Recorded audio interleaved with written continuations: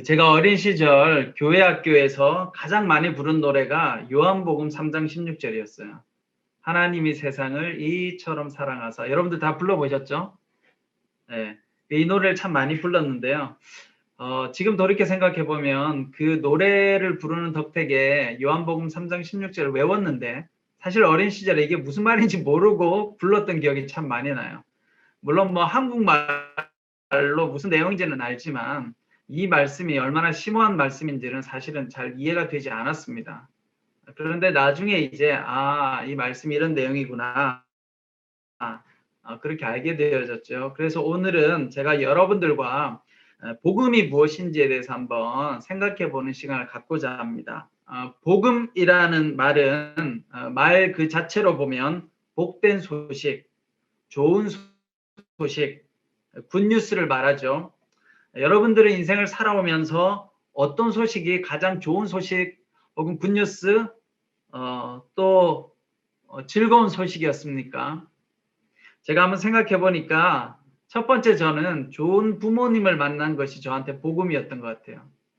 또 그 다음에 제가 열심히 노력해서 제가 좋아하는 공부를 하고 또 제가 좋아하는 학교에 들어가서 공부를 할 수 있었던 것이 저한테는 정말 좋은 소식이었습니다. 또 여러분들을 만나게 된 것, 오늘 이렇게 해서 신앙생활한 것이 저에게는 참 정말 좋은 소식이었습니다. 그리고 마지막으로 사랑하는 사람을 만난 것, 사랑하는 사람을 만나서 결혼한 것이 저에게는 복음이었던 것 같아요.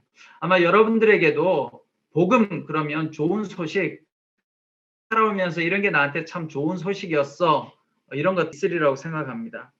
그런데 여러분, 우리가 이제 믿음 생활하면서 복음이라는 말을 들으면 우리가 이 복음을 교리로 이해할 때가 많이 있습니다. 복음을 전한다. 자, 우리 복음을 전합시다. 그럼 여러분 어떻게 이해하십니까? 예수님이 우리를 위해 이 땅에 오셔서 우리를 위해 십자가에 달려 돌아가시고 우리를 구원하셨다라고 하는 내용을 전하는 것을 우리는 복음을 전한다, 이렇게 이야기하죠. 물론 이게 복음이 맞습니다. 그러나 여러분 조금 더 생각해 보면 진짜 복음이라는 건 말 그대로 그냥 좋은 소식이어야 돼요. 우리가 누군가에게 복음을 전한다는 건 그 복음을 듣는 사람에게는 분명히 좋은 소식이어야 돼요. 정말 좋은 이야기네요. 좋은 메시지네요. 그러니까 우리가 복음을 전할 때는 좋은 소식을 전해 주어야 되고 또 좋은 방식으로 전해야 되겠죠. 내가 누군가에게 이게 복음이야 라고 이야기하는데 듣는 사람 입장에서는 별로 즐겁지 않은 소식이라면 복음이 될 수가 없는 거죠. 오늘 복음에 대해서 제가 살펴보고자 하는데, 오늘 요한복음 3장 16절에 보면 첫 번째 주어가 하나님으로 시작되죠. 하나님이 세상을 사랑하사, 그렇잖아요. 자, 여기서 제가 여러분들에게 질문하고 싶습니다. 여러분들은 하나님을 어떤 분으로 생각하고 계십니까? 많은 분들이 하나님에 대한 생각들이 있겠죠.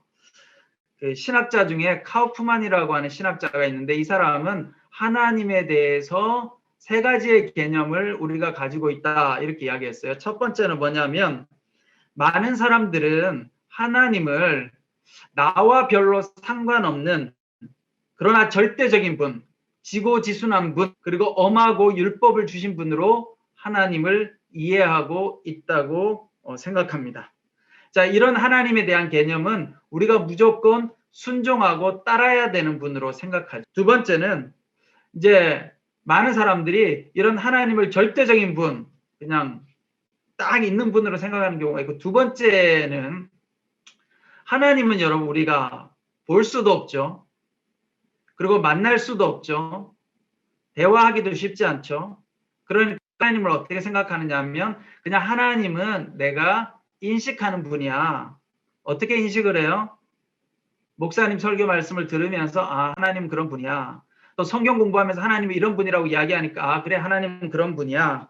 그래서 많은 경우 우리는 그냥 하나님을 우리가 배우는 대로, 누군가가 이야기해 주는 대로 우리는 그냥 그렇게 인식할 수밖에 없어. 그런 하나님이야 라고 많은 분들이 생각하고 산다라는 거예요. 그런데 여러분, 이런 하나님 개념을 가지면 또 어때요? 나와 별로 상관이 없는 하나님처럼 느껴질 때가 많다라는 거죠. 자, 세 번째는 이 카우프만이라고 하는 신학자는 세 번째 개념의 하나님이 필요하대요. 이건 뭐냐면요. 하나님은 우리가 직접 만나서 경험해보고 대화도 해보고 우리의 삶 가운데 하나님이 어떻게 내 삶 가운데 관여하고 일하시는지를 직접 경험하면서 알아가야 된다라고 이야기합니다. 저는 이게 참 맞다고 생각해요. 여러분, 하나님은 무한하신 분이잖아요. 여러분과 저는 유한한 사람이잖아요. 우리가 이런 말이 있어요. 10길 물속은 알아도 한 길 사람 속은 모른다. 한 사람을 이해하는데도 평생 걸리는데 여러분, 무한하신 하나님을 이해한다는 거 불가능하죠. 그러니까 우리는 이 땅을 살아가면서 뭐가 필요하냐면 끊임없이 하나님을 알아가야 돼요. 계속. 그래서 내가 만나고 내가 경험한 하나님을 내 삶 가운데서 알아가면서 그렇게 우리가 하나님을 이해하고 살아가게 되는 것이죠. 그런 의미에서 여러분, 우리가 하나님을 만나는 것이 중요합니다. 하나님을 아는 것도 중요하고 이해하는 것도 중요하지만 하나님을 만나야 돼요. 그래서 저는 올 한 해 동안은 여러분들이 꼭 하나님을 만나는 축복이 있으시기를 축원합니다. 자, 여러분, 텔레비전이나 인터넷에서 여러분들이 연예인들을 볼 때가 있죠. 뭐 오늘의 교회는 간혹 예배드리다 보면 연예인들도 많이 계시지만, 근데 여러분들이 연예인을 보면 어떻게 그 연예인을 이해합니까?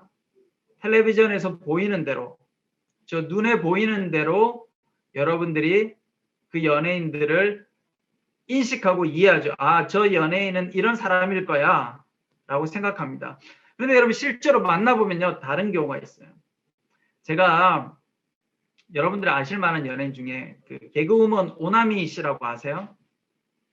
네, 다 끄떡하시네요. 저하고 같은 옷이거든요, 옷이. 제가 오나미 씨하고 방송을 같이 해요, 지금도. 근데 그 오나미 씨를 만나기 전에는 어떤 이미지였냐면 그냥 아, 참 재밌고 참 특이한 사람이다. 되게 밝구나. 이렇게 생각했어요. 근데 제가 만나서 방송을 해보니까 이 오나미 씨가 굉장히 수줍음이 많아요, 여러분. 여러분 모르셨죠? 굉장히 내향적이고요. 굉장히 수줍음이 많은 그런 사람이더라고요. 그리고 마음씨가 너무너무 따뜻하고 착해요, 정말. 조금만 슬픈 이야기, 마음이 아픈 이야기를 들으면 바로 그 자리에서 눈물을 흘려요. 그래서 제가 아, 텔레비전에서 볼 때하고 직접 만나보니까 다르구나. 여러분, 하나님도 마찬가지인 거예요. 우리는 늘 내가 그냥 들은 하나님, 배운 하나님을 내가 소화하려고 하니까 힘들 때가 참 많이 있죠. 그렇죠? 그런데 우리가 하나님을 만나보면 그 하나님은 내가 생각했던 것과 훨씬 더 다른 분일 수 있어요. 어떤 면에서요? 훨씬 더 나보다 생각이 깊으시고 훨씬 더 내가 생각했던 것보다 사랑이 많으시고 훨씬 더 내가 생각했던 것보다 나를 더 용납하고 받아들여 주시는 분이 하나님이다라는 거죠. 그런 의미에서 요한복음 3장 16절 하나님이 세상을 이처럼 사랑하사 세상을 정말 사랑하시는 그 하나님을 만나게 되는 축복이 여러분들에게 있기를 바랍니다. 자, 복음은 무엇인가? 복음이라는 것은 하나님이 인간이 되어서 우리 가운데 오셨다라고 하는 것이 복음이에요. 그래서 여러분과 저의 아픔을 이해하고 공감하신다. 그것이 바로 복음의 핵심입니다. 자, 여러분 친구들이나 또 우리 한마음 안에서 이렇게 서로 예전에 코로나 전에는 모여서 밥도 먹고 대화도 하셨죠. 그렇죠? 만나서 대화하다 보면 유독 내 마음 잘 알고 내 마음 잘 공감하고 잘 소통해 주는 분들이 계시죠. 그렇죠? 네, 그러셨으리라고 생각해요. 하나님은 어떤 분이냐? 그 누구보다 내 마음을 잘 아시고 나랑 잘 소통하시고 내 힘들고 아픈 마음도 잘 받아주시는 분이 바로 하나님이다라는 거죠. 그런데 그 하나님이 오늘 우리 가운데 오셨대요. 그래서 우리와 함께 하시고 우리에게 영원한 생명을 주신다고 이야기합니다. 여러분, 예수님이 이 땅 가운데 오신 것을 우리는 복음이라고 이야기해요. 좋은 소식이다라고 이야기합니다. 왜 좋은 소식인가? 뭐 예를 들어본다면 이런 거죠. 만약에 여러분 어떤 사람이 이 세상에 태어났어요. 태어났는데 안타깝게도 부모님과 이별을 하게 된 거죠. 어린 나이에, 아기 때. 그래서 부모님하고 함께 살지 못하다 보니까 어떻게 살아야 되겠어요? 내 힘으로 열심히 살아야 되겠죠. 부모님이 안 계시니까. 열심히 노력도 하고 열심히 공부도 하고 하여튼 열심히 살았어요. 근데 어느 날 사춘기가 되었는데 부모님이 나를 찾아왔어요. 찾으셨어요. 원치 않게 이별을 했는데 부모님이 날 찾으셔서 나에게 찾아오셨어요. 부모님을 만나게 됐어요. 여러분 얼마나 기쁘겠어요? 그 부모님을 만났는데 부모님을 만나고 나니까 부모님이 나에게 이제는 내 힘으로 노력하지 않아도 맛있는 것도 밥도 차려주시고 옷도 사주시고 따뜻한 집도 주시고 심지어는 내가 앞으로 어떻게 살아야 될지 계획도 만들어 주세요. 부모님이 나를 너무 잘 아세요. 내가 어떤 사람인지 내가 무엇을 좋아하는지 너무 잘 아시고 계획도 세워주시고 인도해 주세요. 여러분 이런 만남이 있다면 이게 얼마나 기쁘겠어요. 그렇죠? 제가 이 땅 가운데 살아가면서 가장 사랑하고 존경했던 분이 저희 아버지였습니다. 근데 저희 아버지는 49이라고 하는 젊은 나이에 돌아가셨어요. 아버지가 돌아가시고 나니까 제가 가장 힘들었던 게 뭐였냐면 힘들고 어려울 때 제가 의지할 대상이 없는 거예요. 그리고 제가 아버지에게 앞으로 내가 어떻게 살아가야 할지를 묻고 싶은데 질문하고 싶은데 질문할 수가 없는 거예요. 아버지가 안 계시니까. 예전에는 늘 물어봤죠. 아버지, 내가 이걸 하면 어떨 것 같습니까? 내가 나중에 하고 싶은데 어떻게 생각하세요? 그게 물어보면 늘 자상하게 대답해 주셨는데 물어볼 아버지가 안 계시는 거예요. 돌아가시니까. 이게 참 저한테 힘들더라고요. 근데 여러분 우리의 인생이 이런데 사실은 하나님 아버지께서 우리 삶 가운데 찾아오셨어요. 그래서 우리를 만나 주셨어요. 내가 그 하나님 아버지를 붙들면 그때부터는 하나님이 우리를 보호해 주시고 하나님 내 길도 인도해 주시고 내가 계획을 세우고 내가 열심히 노력하는 것도 중요하지만 그것이 좀 부족해도 아버지께서 내 부족한 부분을 채워주시고 인도해 주시고 이끌어 가시더라는 거예요. 그것이 바로 우리에게 복음이라는 거예요. 기쁜 소식인 거예요. 하나님 우리에게 찾아오신 것. 여러분 이보다 더 좋은 소식이 여러분 어디에 있겠습니까? 그래서 예수님은 이렇게 말씀하셨죠. 하나님 나라가 가까이 왔다. 회개하고 복음을 믿으라. 여러분 회개하라는 말은 뭐냐면요. 뭐 조금 이렇게 도덕적으로 윤리적으로 잘못한 거 하지 말라. 이게 회개가 아니에요. 회개는 다른 것이 아니라 하나님께로 돌이켜라. 더 이상 세상을 바라보고 너의 인생을 맡기지 말고 하나님께로 너의 인생을 맡겨라. 하나님을 붙잡고 나아가라. 이 말이 회개하라는 거예요. 그렇게 우리가 하나님을 붙들면 어떤 일이 일어나느냐? 하나님이 우리를 사랑해 주신대요. 얼마만큼요?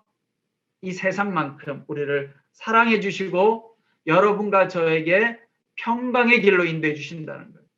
그리고 기쁨의 길로 그리고 은혜의 길로 우리를 인도해 주신다라는 사실입니다. 여러분 그런 의미에서 우리가 하나님을 믿으면 멸망하지 않고 영원한 생명을 얻게 된대요. 영원한 생명이 무엇일까요? 막연하게 죽어서 다시 살아나는 것, 내세에 들어가는 것이 영원한 생명일까요? 그것도 영원한 생명이겠죠. 그러나 성경에서 말하는 영원한 생명, 영생의 본질적인 의미는 불멸의 삶을 말하는 게 아니에요. 그냥 시간적으로 안 죽고 쭉 가는 게 영생이 아니라 영원한 생명, 영원한 진리, 생명력 있는 그 하나님 안에 우리가 잠기는 거예요. 그리고 하나님 뜻 가운데 거하고 하나님과 더불어 살아가는 그것이 바로 영생의 삶인 거예요. 여러분들이 지금 살아가는 삶 가운데 기쁨의 삶에 참여할 수 있다면 여러분 그게 축복인 거예요. 그게 영생인 거예요. 그런데 그 기쁨과 평강의 삶이 무엇인가? 바로 예수 그리스도를 붙들면 그 예수님께서 우리의 삶 가운데 평강도 주시고 기쁨도 주신다라는 거죠. 여러분 하나님 없이 살아가 보면 어떻습니까? 내 안에 불안, 두려움, 고독, 외로움이 가득 차 있잖아요. 그런데 예수 그리스도를 붙들면 어느새 예수님께서 세상이 줄 수 없는 평안함을 주시고 세상이 줄 수 없는 기쁨을 주는 거예요. 여러분들이 코로나 이전에 하정원에 모이셔가지고 점심도 못 가셨잖아요. 주일 예배 맞추고 그렇죠? 그래 모여가지고 여러분 점심 먹고 대화 나누면 어떠셨어요? 기쁨이 충만하잖아요. 그게 바로 하나님의 사랑인 거예요, 여러분. 하나님이 여러분들을 통해서 여러분들 가까이 있는 분들에게 하나님의 사랑을 전해주는 거예요. 그러니까 여러분들 모두가 하나님의 사랑인 거예요, 여러분들이. 하나님이 아니라면 어떻게 이 하정원에 모이셔서 여러분들이 같이 밥을 먹고 나눔을 하셨겠어요? 하나님 사랑이 없다면 그냥 세상적인 모임이라면 그건 벌써 깨졌을 거예요. 그게 바로 하나님의 사랑인 것이죠. 저는 제가 이제까지 살아오면서 목회를 하면서 많은 성도님들을 만나다 보면 또 그리고 성도님들과 성경 공부를 하다 보면 이런 고백을 많이 들어요. 목사님, 예수님이 제 안에 오셔서 제 영혼이 변화되어졌어요. 제 안에 기쁨이 찾아왔습니다. 목사님, 제 안에 우울함이 떠나가고 다시 제 안에 생명력이 넘치고 하나님의 은혜가 저에게 찾아왔어요. 이런 고백을 하는 분들이 참 많습니다.